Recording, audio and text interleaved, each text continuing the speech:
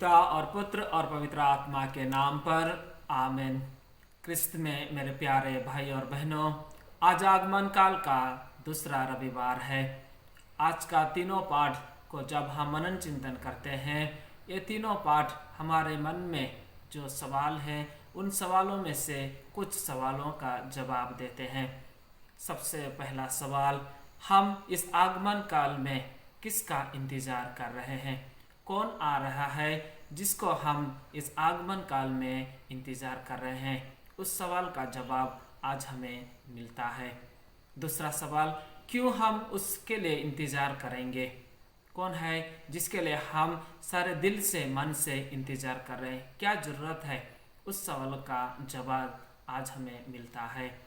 और तीसरा सवाल, किस प्रकार हम उनकी इंतजार करें? किस प्रकार हम अपने आप को तैयारी करें उस महान इंसान जो हमारे बीच में आने वाला है? सबसे पहला सवाल जो हमारे दिल में है वो है, हम किसके लिए इंतजार कर रहे हैं? आज का पहला पाठ नबी ईसायास का ग्रंथ में जो प्रभु का वचन हमें बताता है वो है, नबी ईसायास प्रभु यीशु का जन्म होने से करीब करीब 700 साल पहले भविष्यवाणी की थी प्रभु यीशु के आने के बारे में।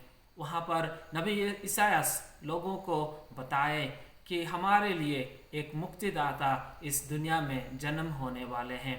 उस मुक्तिदाता के लिए हमें इंतजार करना है। वो मुक्तिदाता हमारे बीच में रहेंगे। जैसे संत मत्ती के सुसमाचार में हम पढ़ते हैं, उस मुक्तिदाता का नाम इमानुएल रखा जाएगा, जिसका अर्थ है ईश्वर हमारे साथ में है।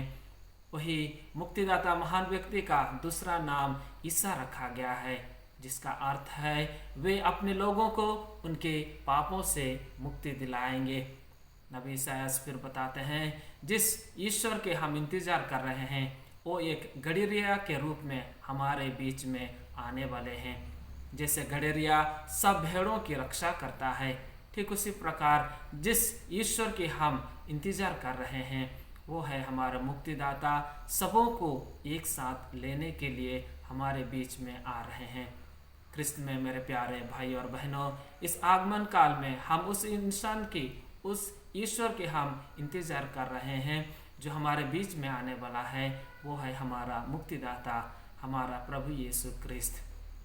दूसरा सवाल है, क्यों हम उस प्रभु यीशु की इंतजार करें? क्या जरूरत है हम लोगों को उस प्रभु यीशु की इंतजार करने की? और इस दूसरा सवाल का जवाब आज का सेकेंड रीडिंग, जहाँ पर संत पेतरुस का दूसरा पत्र अध्याय 3 में वाक्य 9 में हम पढ़ते हैं कि ईश्वर नहीं चाहता है कि हम में से कोई एक उससे अलग हो जाए। नबी ईसायास के ग्रंथ में हम प्रभु का वचन में सुनते हैं कि हम सब ईश्वर के दृष्टि में अनमोल हैं, जहाँ अंग्रेजी में कहते हैं, you are precious in the sight of God.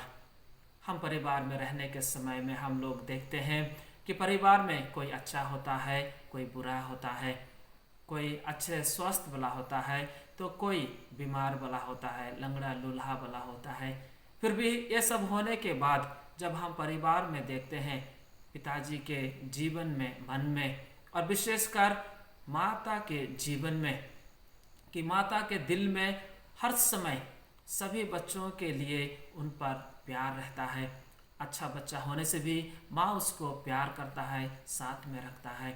अगर बच्चा बुरा होने से भी, या बीमार हजार में, या अंधा, लंगड़ा, लूला, या जो भी होता है, फिर भी माँ उसको अपने साथ में रखता है।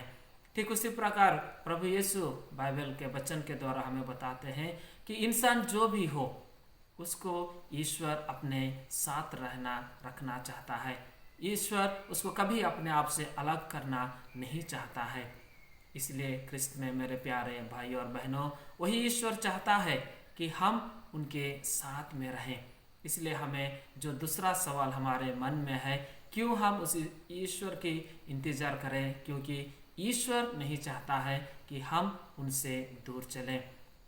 ईश्वर चाहता है गडरिया की तरह हर भेड़ों की रक्षा करना, उनके दुख तकलीफ में उनको मदद देना, खो जाने के टाइम में उसको ढूंढ के वापस लाना। वही है हमारा ईश्वर। इसलिए इस आगमन काल में हम सबों को उस ईश्वर के आने के इंतज़ार करना जरूरी है।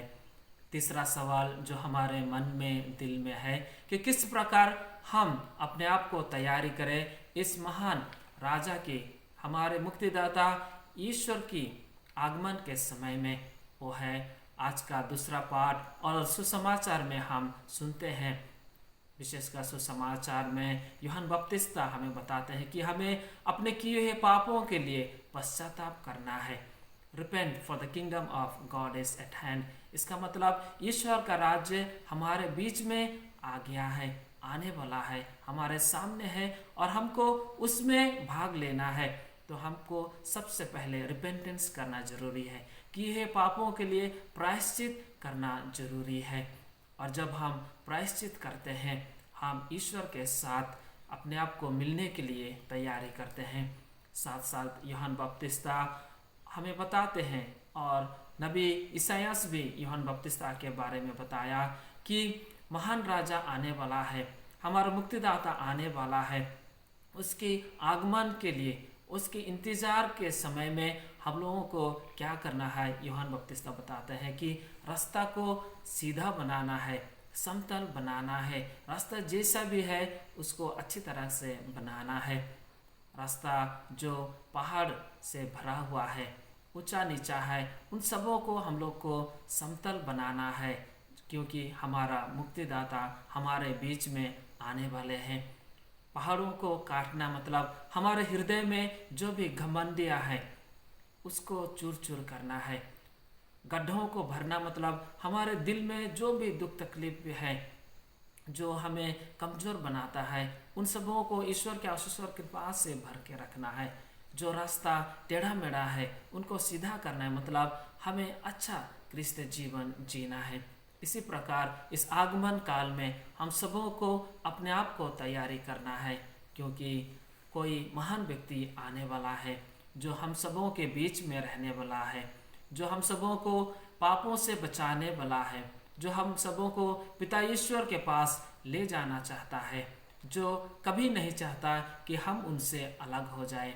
वो ईश्वर की आगमन होने वाला है, वही ईश्वर हमारे बीच में आने वाले हैं। इस आगमन समय में, क्रिसमस के समय में हम आए दिल से, मन से उनके आने के इंतज़ार करें, उनको मिलने के लिए हम तैयारी करें।